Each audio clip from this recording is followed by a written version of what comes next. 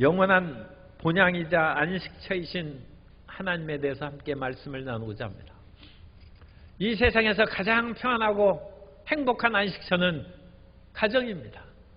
그런데 그 가정이 그렇지 못하면 우리는 폭풍우가 있는 배 위에 탄 것처럼 좌불안석이죠. 우리 마음이 얼마나 힘들고 괴롭겠습니까? 그러나 가장 따뜻해야 될 가정이 우리에게 안식과 평안을 주지 못한다 할지라도 우리는 낙심하고 좌절해서는 안 됩니다. 그것은 마지막 우리의 영원한 안식처와 도움이신 하나님이 계시기 때문입니다. 오늘 이 세상에서 어떻게 하나님의 품 안에 들어갈 수 있는지, 어떻게 안식과 도움을 얻을 수 있는지 함께 말씀을 통하여 은혜를 나누고자 합니다. 첫째로 사람에게는 위로와 평화의 안식처가 필요합니다. 이 세상이 참으로 험악한 세상이 되어서 아무리 험난한 세상을 산다 할지라도 안식에서 우리 마음이 쉼을 얻고 힘을 얻으면 다시 도전해서 세상을 살아갈 수 있는 것입니다.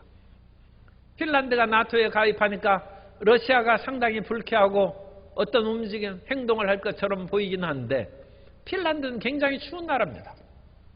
그래서 북극의 그쪽에 가까운 나라죠. 그래서 그 핀란드의 가정에는 다 집집마다 사우나가 있다는 거예요. 그래서 거기에서 몸을 데펴야 살아갈 수가 있어요.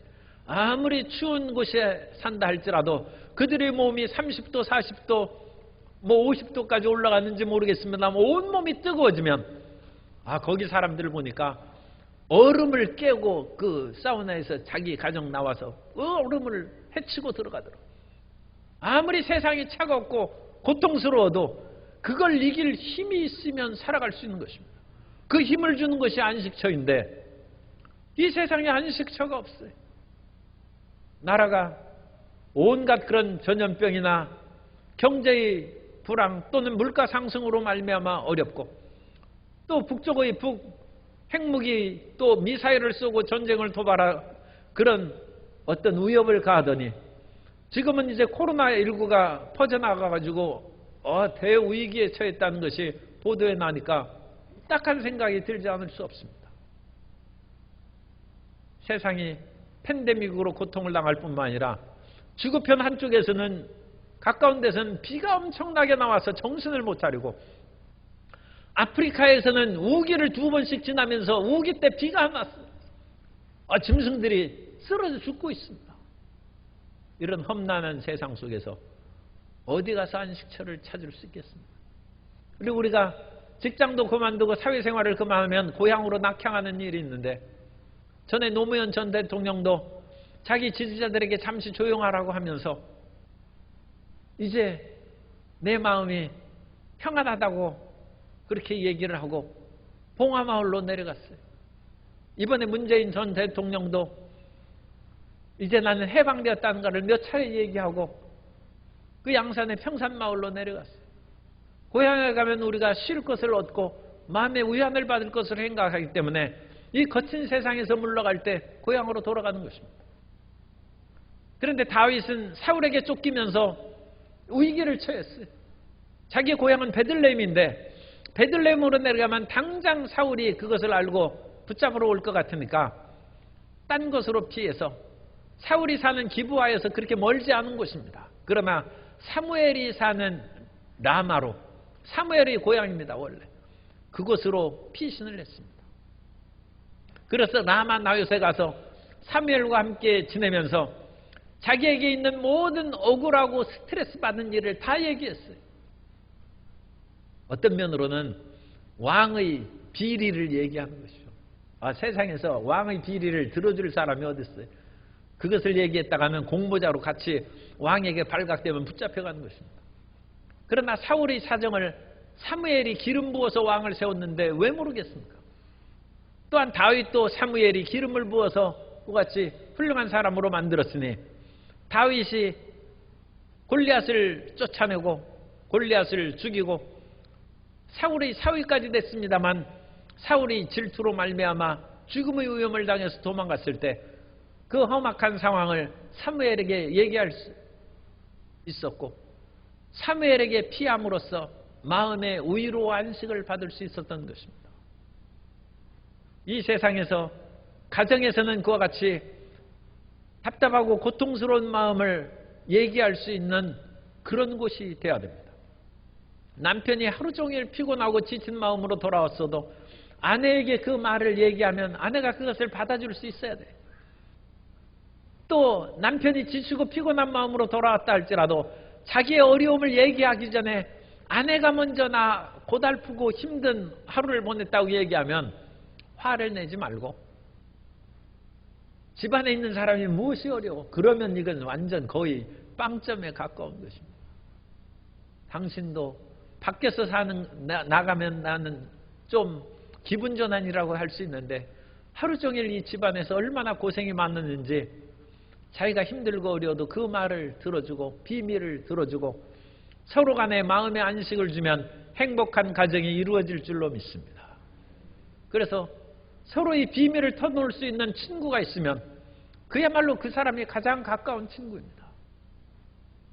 옛날에 경문왕 때 임금 넘기는 당나귀라는 그 귀를 가리는 두건을 만드는 복두장입니다. 복두장. 그래서 복두장이 죽임을 당하고 그랬는데 이 복두장이 제발 살려달라고 해서 살았는데 임금님 귀를 두건으로 이렇게 가려서 다른 사람은 보지 못하게 한 것입니다.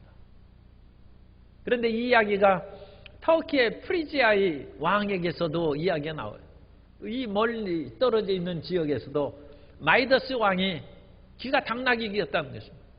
그래서 그와 같은 어려운 일이 있었는데 이 마이더스 왕은 우리가 잘 아는 왕입니다. 마이더스의 황금의 손, 무엇이든지 만지면 금덩어리로 변하는 그 왕이 마이더스인데 이 마이더스 왕에게는 여러 가지 전승이 것 같이 겹쳐져 있어요. 그래서 그 손으로 황금으로 변화시키는 능력을 나타낸 때도 있지만 귀가 당나귀 귀가 되어서 고통을 겪은 것이죠. 그런데 그 비밀을 얘기할 사람이 없어서 가슴앓이를 하고 결국 대나무 숲에 가서 얘기를 하는 그런 일을 봅니다. 우리는 이 세상을 허무하고 고통스럽게 살아갈지라도 마음의 안식을 얻고 평안함을 얻을 수 있는 곳이 있어야 됩니다. 그래서 두 번째로 그 안식처는 어디가 되겠습니까? 그 안식처는 모든 근심을 잊어버리는 곳입니다. 마음에 근심이 있어도 하룻밤 자고 나면 그 모든 것을 잊어버린다면 우리는 가벼운 마음으로 다시 하루를 시작할 수 있는 것입니다. 그런데 그 근심이 잊어버리지를 않아요. 그러면 마음이 녹슬고 몸이 약해지고 심하면 병이 되는 것입니다. 사람이 몸이 건강하면 몸이 느껴지지 않아요. 머리가 가볍고 상쾌하면 머리가 느껴지지 않아요. 그런데 머리가 자꾸 두통이 생기고 찌근찌근 아프면 머리가 느껴지죠. 그건 머리가 이상이 있는 것입니다. 배가 자꾸 아파서 배에 신경이 쓰이고 아파지면 느껴지면 그것은 아픈 거예요. 그런데 잘 몸을 간수하고 치료했더니 아픈 것이 싹 사라졌어요. 그래서 배가 있는지 없는지 느껴지지 않아요. 잊혀졌어요. 그럼 그건 나은 것입니다. 우리의 마음도 무거운 짐이 잊혀지고 몸의 모든 아픈 것도 잊혀지는 그런 은혜를 받으면 우리는 새 힘을 얻어서 열심히 살아갈 수 있는 것입니다. 그런데 라마나요스는 그런 곳이에요. 라마나요스에 가면 근심 걱정이 다 잊혀지는 그런 놀라운 장소예요.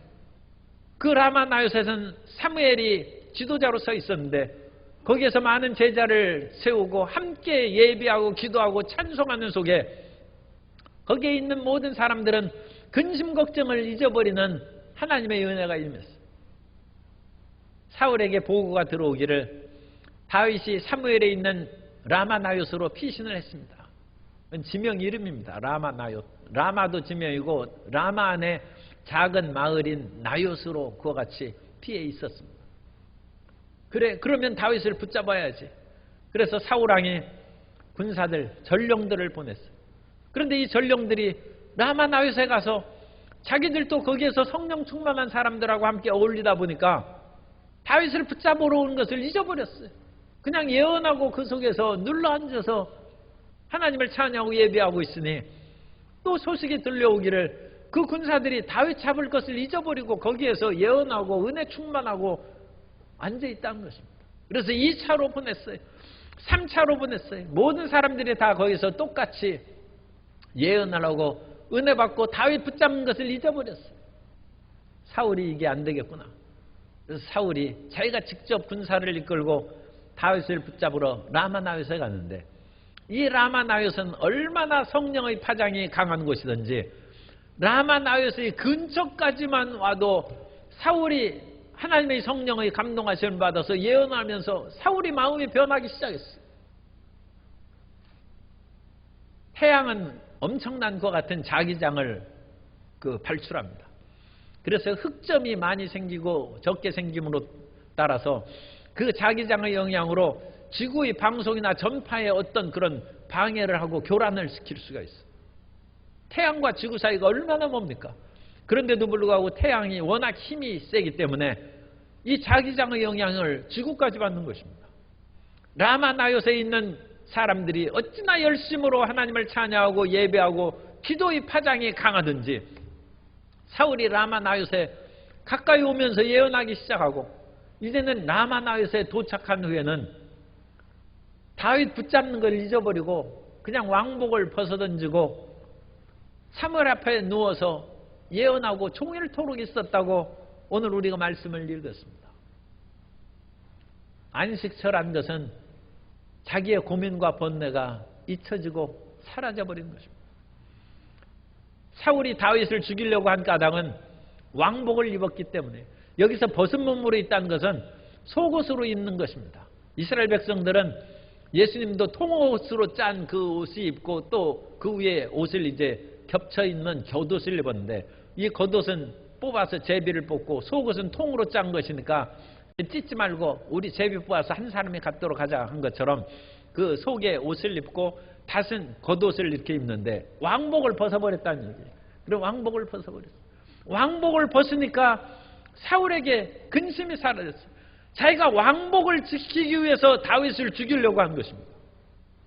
사람들은 자기의 신분과 지위와 체면을 지키기 위해서 스트레스를 받고 다른 사람을 미워하고 질투하고 그것으로 인하여 자기가 먼저 괴로움을 당하는데, 사울이 성령의 파장 안에 들어가니까 옷을 벗어던지고 마음의 탐욕을 제거해버렸어요.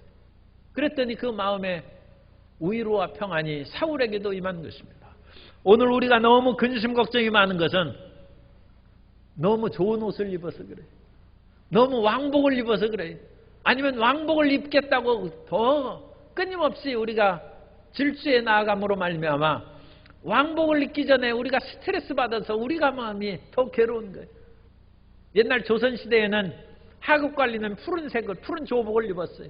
그런데 고위 관리로 가면 이제 붉은색 자줏빛으로 입는데, 자기 옷을 더 좋은 것으로 바꿔 입고자 하니까 그 스트레스가 말로 할 수 없고 근심도 가득하고, 다른 사람이 나보다 먼저 승진하면 미움과 분노가 생기는 것입니다. 그런데 사울이 성령의 은혜를 입으면서 옷을 벗어던지니까 마음에 평안함이 다가왔어요. 옛날 고려시대에 청사는 나를 보고 하는 그런 시가 있는데, 청사는 나를 보고 말없이 살라하고 창공은 나를 보고 티없이 살라하네. 사랑도 벗어놓고 미움도 벗어놓고 물같이 바람같이 살다가 가라하네. 청사는 나를 보고 말없이 살라하고 창공은 나를 보고 티없이 살라하네. 성냄도 벗어놓고 탐욕도 벗어놓고 물같이 바람같이 살다가 가라하네. 사울에게 괴로움을 준 까닭, 그리고 사울에게 악령이 든 까닭은 옷 때문입니다. 왕복 때문에 그래요. 왕을 지키려고, 그리고 왕을 끝까지 그것을 다윗에게 빼앗기지 않으려고 발버둥 치는 바람에 정신 이상까지 걸렸어요. 아니, 자기가 한번 왕했으면 됐지. 그리고 하나님이 다윗을 왕으로 세우면 사울이 아무리 맞고 발버둥 친다 할지라도 그게 되겠습니까? 참 비유하기가 좀 그렇습니다만, 우리나라에 지금 대통령 하시는 분도 그분 뭐 대통령 하려고 10년 전에 생각하고 그래 노력해온 그런 분이 아니지 않습니까? 하나님이 이 세상에서 최고의 권력자와 재벌은 하나님의 섭리대로 되는 것입니다. 아무리 발부둥 친다고 해서 웬만큼 부지런하고 검능하면 웬만한 부자는 될지라도 재벌이 되는 것은 우리 마음대로 되는 것이 아니고, 사람이 열심히 공부하면 고시 공부는 붙을 수 있어요. 고시 패스는 할 수 있어요. 그러나 대통령이 되는 것은 자기 뜻대로 되는 것은 아닙니다. 그러면 자은 마음에 탐욕을 내려놓고 하나님을 의지하면 하나님의 뜻대로 우리 길을 걸어갈 때 우리는 스트레스와 미움과 분노를 던져버리고 평안한 마음으로 하나님께서 주신 그 모든 직분을 이어받아서 하나님의 일을 잘 수행하게 될 줄로 믿습니다. 그러면 우리 마음에 안식이 있고 평안함이 있는 것입니다. 그래서 모든 것을 우리가 하나님께 맡겨버리고 잊어버리고 주님의 품 안에서 평화와 기쁨을 누리는 하나님의 자녀가 되어야 될 줄로 믿습니다. 우리가 어렵고 힘들으면 고향 마을로 내려가는데, 고향 마을로 내려가도 우리가 아는 사람이 이제 있지 않아요. 그분들도 다 나이 들고 사라져 버립니다.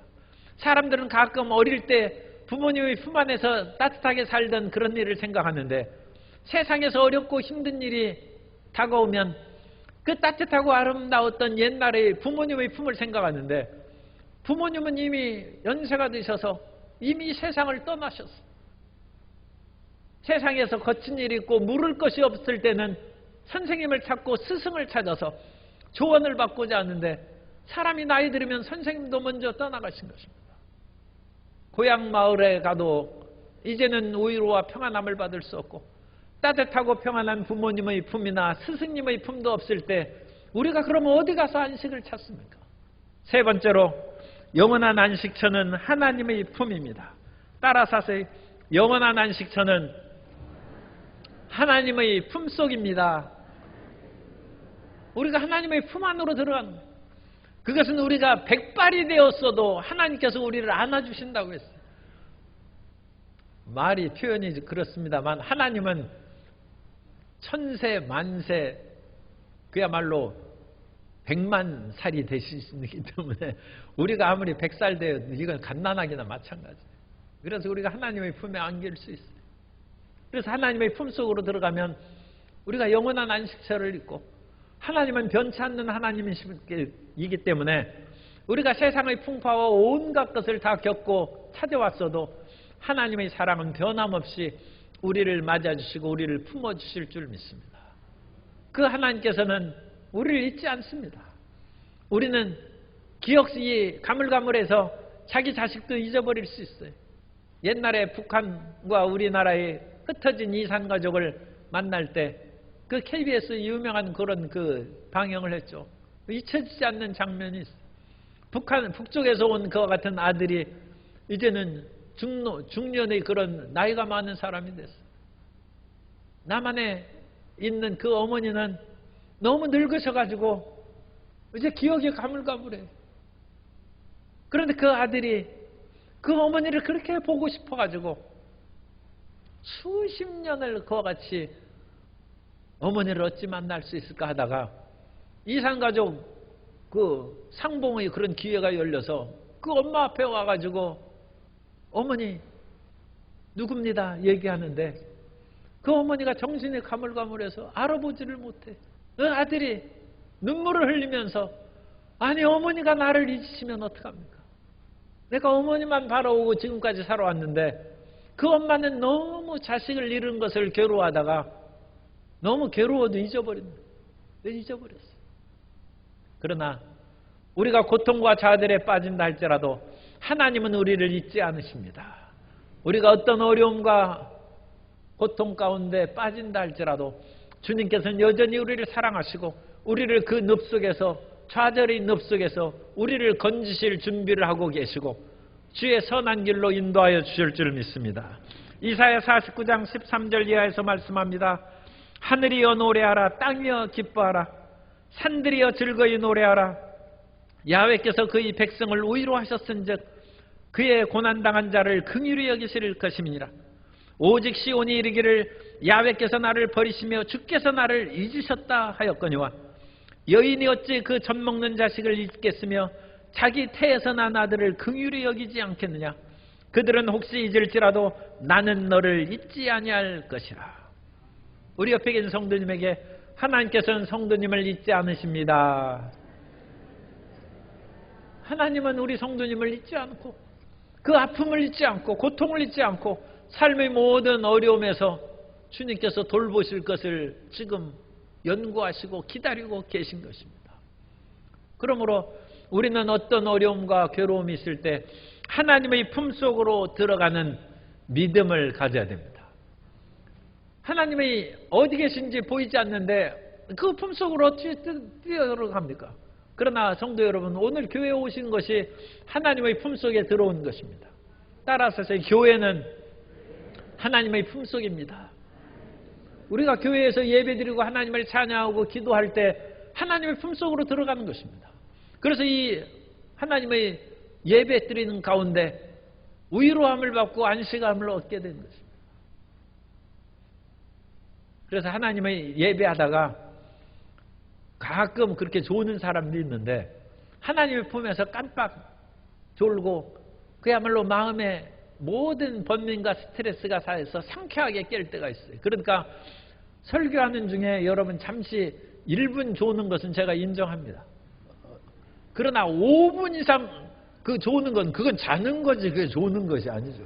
그것은 회개해야 됩니다. 아니요, 그렇게 하면 되겠어요. 하나님의 품속에서 열심을 품고 말씀을 듣고 기도하고 찬양해야지. 그거 졸고 있으면 되겠어요. 그러나 잠시 깜빡 자는 것은 그 하나님께서 그 안에서 우리 모든 번민과 괴로움을 싹 그 순간에 그냥 날려버리시고 우리를 상쾌하게 하는 것입니다. 그래서 우리는 힘들고 어려울 때마다 교회에 나와야 됩니다. 그래서 교회에서 같이 어울려서 하나님을 찬양하면 모닥불이 나무가 함께 붙어서 활활 타오르면 우리의 냉랭했던 그런 가지에도 불이 붙어서 우리 마음이 뜨거워지고 하나님에 대한 사랑이 회복되고 믿음이 견고해지고 더욱 성령 충만하게 될 줄로 믿습니다. 그래서 우리는 교회 안에서 하나님을 만날 수 있습니다. 교회는 하나님의 품속에 있는 것입니다. 뿐만 아니라 우리는 성령의 충만함을 받아야 돼요. 그래서 우리가 성령의 충만함을 받으면 이런 모든 번민과 괴로움에서 사라지는 것입니다. 바울과 실라가 하루 종일 열심히 전도하고 주의 일을 행했는데 이거 모함을 받아서 붙잡혀서 매를 맞고 빌립보 감옥에 갇혔어요. 그런데 감옥에서 갇혀서 깨어났을 때 바울과 실라가 원망하고 탄식하지 않냐고. 바울과 실라는 성령 충만한 사람입니다. 하루 종일 주님을 위해서 일했는데 이게 무슨 꼴입니까 하면 그건 마귀가 한테 붙잡혀가지고 더 고통을 받는 거예요. 그러나 바울과 실라가 그 차디탄 감옥에서 눈을 떴을 때 이것이 보니까 이게 감옥이에요. 그러나 탄식하지 아니하고 하나님께 기도하고 찬송하며 놀라운 역사가 일어났습니다. 사도행전 16장 25절 이하에 보면 한밤중에 바울과 실라가 기도하고 하나님을 찬송하며 죄수들이 듣더라. 이에 갑자기 큰 지진이 나서 옥토가 움직이고 문이 곧 다 열리며 모든 사람의 매인 것이 다 벗어진지라. 하나님을 의지하고 찬양할 때 우리를 얽매이는 마귀 사슬이 끊어진 줄 믿습니다. 우리의 근심과 걱정도 끊어지는 거예요. 우리가 어떤 감옥에 사로잡힌 것 같은 그 모든 암담한 상황도 감옥문이 열리는 것처럼 열리고 우리에게 새로운 삶의 장이 전개될 줄로 믿습니다. 그러므로 우리는 성령 충만함으로 살아가야 되는 것입니다. 그리고 성령 충만함으로 우리는 모든 일을 뜨거운 마음으로 살아가야 돼요. 마음에 불을 품고 살아갑니다. 열정으로 살아갑니다. 사무엘과 제자들이 라마나요에서 얼마나 뜨겁게 하나님을 찬양하고 예배했는지 그 속에 들어오는 모든 사울의 군사들은 다 성령의 불덩어리가 되어서 마음의 원한과 다른 사람을 붙잡으려는 그런 악한 마음이 다 녹아버렸어요. 사울도 그 속에 들어오니까 다윗을 죽여야 됐다는 칼날이 풀무불에 들어가니까 칼이 그냥 녹아버렸어요.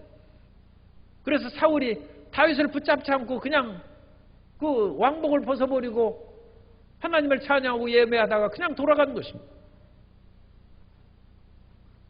우리의 가정이 성령 충만하면 미움과 원한이 사라져서 남편과 아내와 부모와 자녀가 화목하고 사랑과 평화가 충만하게 될 줄로 믿습니다. 우리는 교회 안에서 어찌됐든지 지구역의 모든 예배 안에서 우리가 성령 충만함으로 뜨거운 마음을 가지고 서로 사랑하고 화목한 지구역 식구가 되고 교회 안이 돼야 될 줄로 믿습니다.